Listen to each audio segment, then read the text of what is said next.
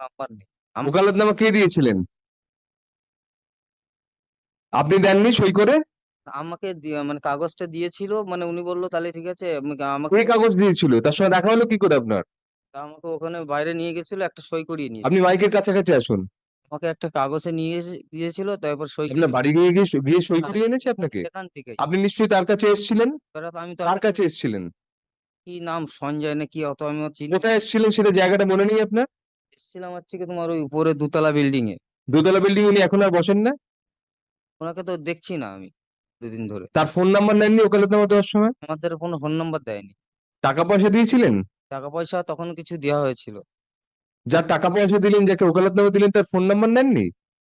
এবার আমাকে তো কোনো ফোন নাম্বার দেয়নি আমাকে উনি। তার ঠিকানা নেই কোনো আপনার কাছে? না, আমি কোনো যোগাযোগ করেন কোথায়? যোগাযোগ, আমি তো এখন যোগাযোগ করার মানে সেই আমার ফোন নাম্বার নেই তো।